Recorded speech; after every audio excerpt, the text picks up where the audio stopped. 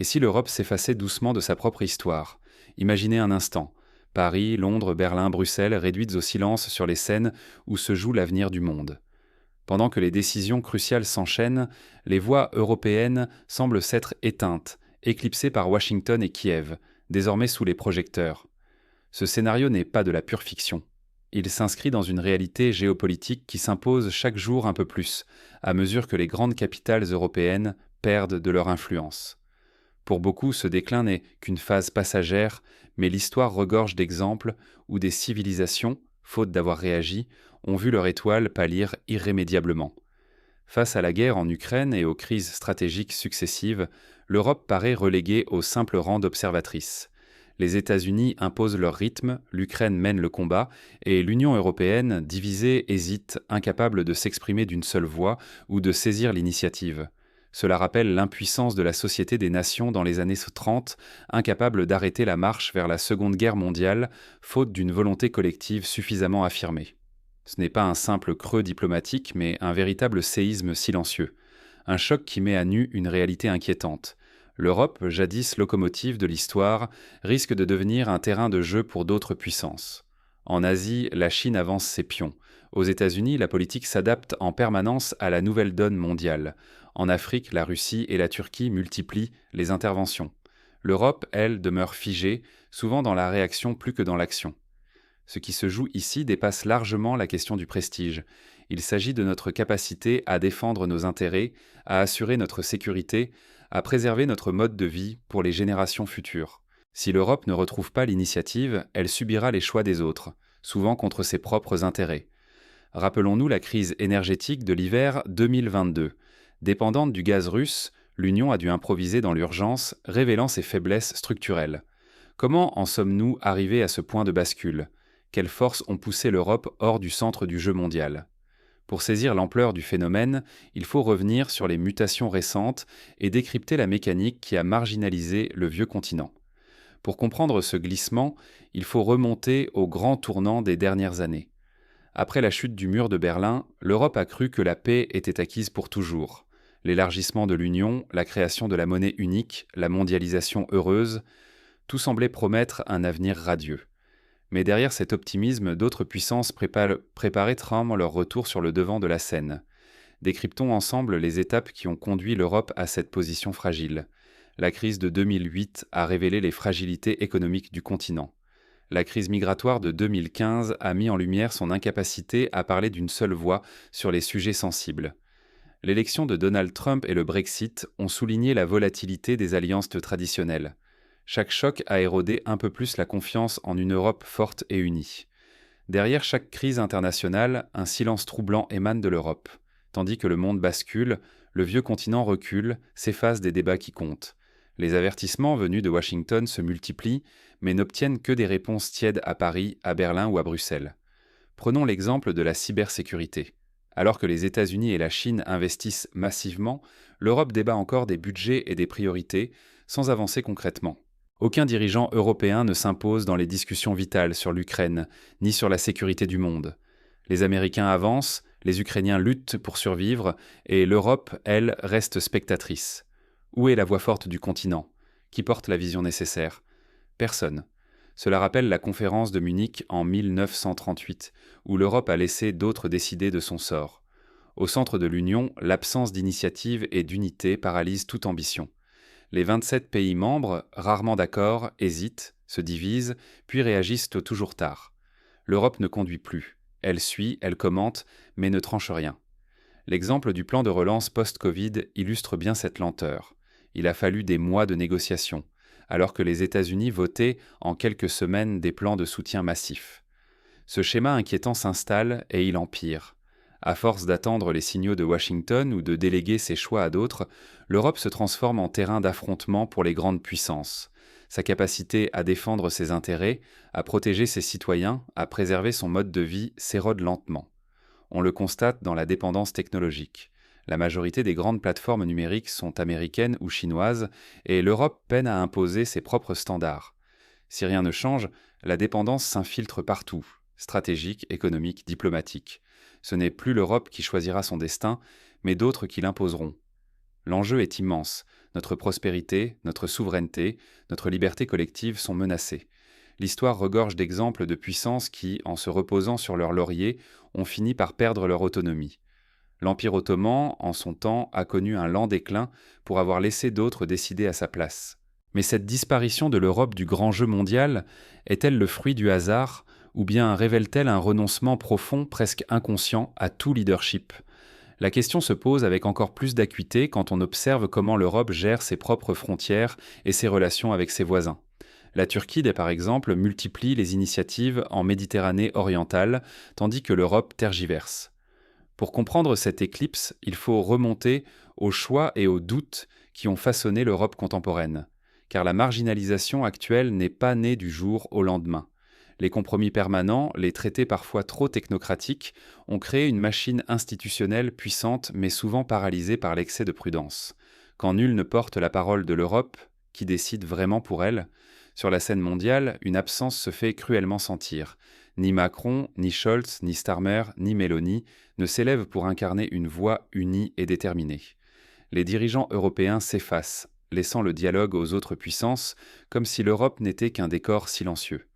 Récemment, lors des débats sur la sécurité en mer Rouge, l'Union européenne a été reléguée au second plan par les États-Unis, la Chine et la Russie.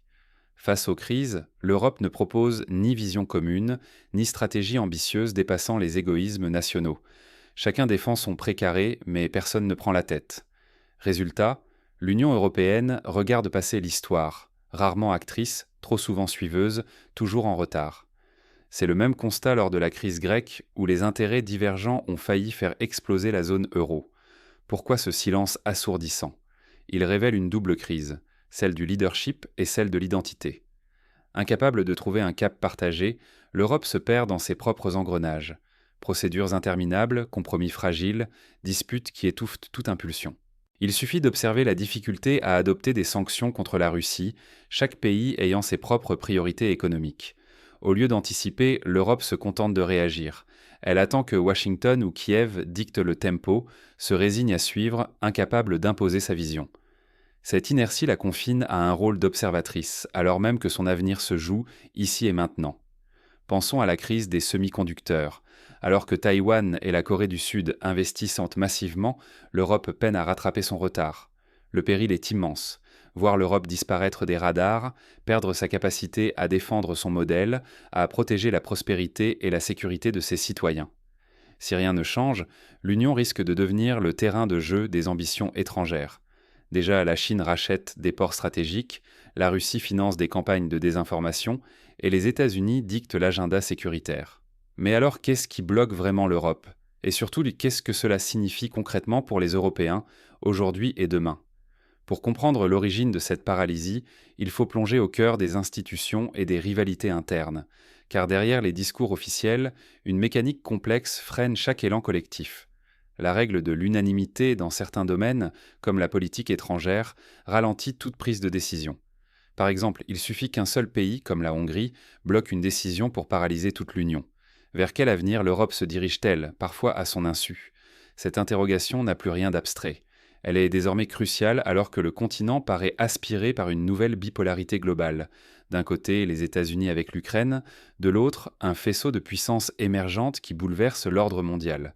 L'Inde, par exemple, affirme de plus en plus son indépendance, l'Afrique devient un terrain de compétition intense et l'Amérique latine s'émancipe. Dans ce contexte, l'Europe n'est ni chef d'orchestre ni arbitre. Elle risque de n'être qu'un simple théâtre d'affrontements manipulé par les géants sans jamais peser réellement sur les choix. Au mieux, elle observe, au pire, elle subit. Le véritable péril, devenir un spectateur effacé de sa propre histoire, incapable de se projeter ou d'influencer son destin. Comment en est-on arrivé là ? L'explication ne se limite pas à la pression extérieure. Depuis des années, l'Europe a transféré sa souveraineté politique, économique et même sécuritaire. Elle s'est installée dans la dépendance au parapluie américain, épousant le rythme dicté par Washington. À force, elle a renoncé à façonner son avenir par elle-même. En matière de défense, par exemple, la majorité des capacités stratégiques européennes s'appuient sur l'OTAN, c'est-à-dire essentiellement sur les États-Unis. Ce choix d'abandon n'est pas sans coût. Il menace la prospérité, la sécurité et le mode de vie des citoyens. Perdre sa voix sur la scène mondiale revient à accepter que d'autres décident sur des enjeux majeurs, énergie, défense, économie. Si demain les États-Unis se désengagent, l'Europe serait confrontée à une insécurité inédite depuis la guerre froide. Peut-on inverser la tendance? Le doute grandit. Les divisions politiques, l'absence d'un cap commun, les intérêts nationaux divergents bloquent toute réaction collective. Chaque crise renforce la dépendance, chaque compromis entame encore un peu plus l'autonomie du continent. En matière d'innovation, l'Union européenne investit moins que ses concurrents, ce qui limite sa capacité à créer les entreprises de demain. L'Europe joue ici sa place dans le monde. Acceptera-t-elle un déclin irréversible ou tentera-t-elle un sursaut historique? Peut-elle encore redevenir un acteur majeur ou va-t-elle s'effacer définitivement? L'histoire nous enseigne que les grandes puissances peuvent renaître, mais cela nécessite une prise de conscience collective et un effort sans précédent. Pour sortir de cette impasse, il faudra plus qu'un simple sursaut de volonté. L'Europe doit redéfinir ses priorités et retrouver une cohérence politique. Cela suppose de réformer en profondeur les institutions, de renforcer la solidarité entre États membres et d'oser investir massivement dans les technologies d'avenir, comme l'intelligence artificielle ou la transition écologique. Et si la première étape pour retrouver notre force était d'oser regarder en face nos propres faiblesses, peut-être devons-nous partir de là pour réinventer l'Europe et lui rendre une voix capable de compter parmi les grandes puissances mondiales. Concrètement, cela pourrait passer par la création d'une armée européenne réellement opérationnelle ou par l'adoption d'une politique industrielle commune ambitieuse. Aujourd'hui, l'Europe souffre d'un manque criant de leadership. Nul ne porte une vision commune, capable de rallier les citoyens et de s'imposer aussi bien à l'intérieur qu'à l'extérieur de nos frontières.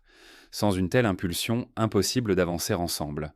Cette absence de leader charismatique rappelle la période de l'entre-deux-guerres, où l'Europe divisée a laissé filer les occasions de s'imposer sur la scène internationale. Pour sortir de cette paralysie, nos institutions doivent évoluer. L'Union européenne a besoin de plus d'agilité, alléger les procédures, accélérer les décisions, renforcer l'unité. Une Europe réactive pourrait enfin peser sur la scène internationale. Par exemple, en supprimant la règle de l'unanimité dans certains domaines, il serait possible de prendre des décisions plus rapidement et de répondre efficacement aux crises. Les crises que nous traversons ne sont pas qu'un frein, elles sont aussi des occasions. Chaque secousse est une chance de relancer le projet européen, à condition d'oser inventer des réponses communes, ambitieuses et solidaires. La crise du Covid a montré que, sous la pression, l'Union pouvait se mobiliser pour acheter des vaccins ou soutenir l'économie, même si cela a pris du temps. Mais sans l'engagement des citoyens, ces efforts ne seront qu'un mirage. Il faut mobiliser toutes les énergies autour d'un nouveau récit collectif, une histoire qui donne envie d'Europe, qui fédère autour de valeurs partagées et fasse vibrer chaque génération. C'est ce qui a permis, par le passé, de bâtir des sociétés fortes et résilientes. Pensez à la reconstruction d'après-guerre, où l'Europe a su se relever grâce à un idéal commun. Aujourd'hui, nous sommes à la croisée des chemins. Continuer à subir l'effacement ou choisir d'agir et d'oser la transformation. Le statu quo, c'est la promesse de l'impuissance. L'audace, elle, peut tout bouleverser, à condition de la saisir ensemble. L'exemple du pacte vert européen montre que des ambitions collectives sont possibles si la volonté politique suit. Alors, comment redevenir acteur de notre destin européen? La réponse ne tient pas seulement dans les institutions, mais commence aussi avec chacun de nous. Concrètement, que pouvons-nous faire, dès maintenant, pour réinventer notre Europe? Premièrement, il faut s'informer et débattre. Trop souvent, les citoyens européens se détournent des questions européennes, jugées trop complexes ou éloignées de leurs préoccupations quotidiennes.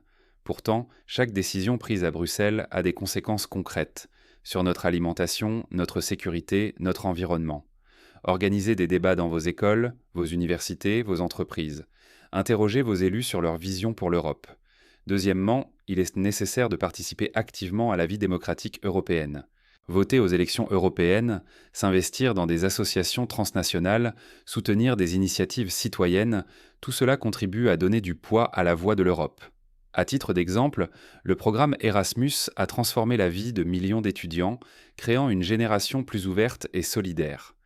Troisièmement, il faut encourager l'innovation et la coopération à tous les niveaux. Les start-up européennes, les laboratoires de recherche, les artistes et les intellectuels doivent être soutenus, mis en réseau, valorisés. L'Europe ne peut retrouver sa grandeur qu'en misant sur la créativité et l'audace de ses peuples. Regardez comment le projet Airbus, né de la volonté commune de plusieurs nations, a permis à l'Europe de rivaliser avec Boeing.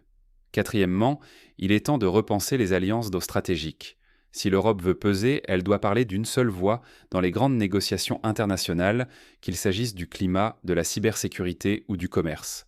Cela suppose de dépasser les égoïsmes nationaux et de privilégier l'intérêt général. L'adoption d'une diplomatie européenne forte, avec des représentants reconnus et respectés, est indispensable. Enfin, il s'agit de cultiver un sentiment d'appartenance.